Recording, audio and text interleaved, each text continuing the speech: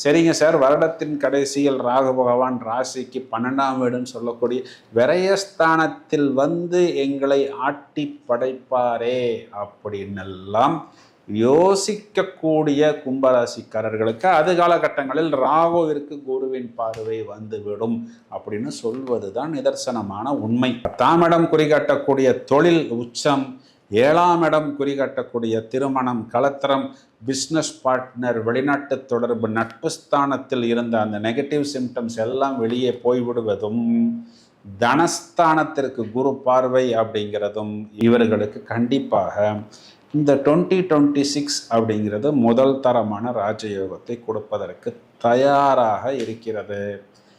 இந்த வாய்ப்பை முழுவதுமாக உபயோகித்துக் கொள்ளுங்கள். பரிகாரம் அப்படின்னு எடுத்துக்கிட்டோம்னா தொடர்ச்சியாக ஆஞ்சநேயர் வழிபாடு, நரசிம்மர் வழிபாடு சனிக்கிழமைகளில் நீங்கள் செய்யும் பொழுது, குறிப்பாக சுவாதி நட்சத்திரம் வரக்கூடிய நாட்களில் நீங்கள் நரசிம்மரை வழிபடுவது உங்களுக்கு மேலும் மேலும் ஒரு நல்ல உச்சத்தையும் கவச்சம் போல் உங்களுக்கு பாதுகாப்பு கொடுத்து வெற்றிகளையும் வாய்ப்புகளையும் ஏற்படுத்தி கொடுக்கும் அப்படின்னு சொல்வது தான் நிதர்சனமான உண்மை. இந்த பதிவை உங்களது நண்பர்களுக்கும் உறவினர்களுக்கும் ஷேர் செய்யுங்கள். தொடர்ந்து இணைப்பில் இருங்கள். மேலும் பல வீடியோஸ் தயாராகி கொண்டிருக்கிறது. Thank you friends.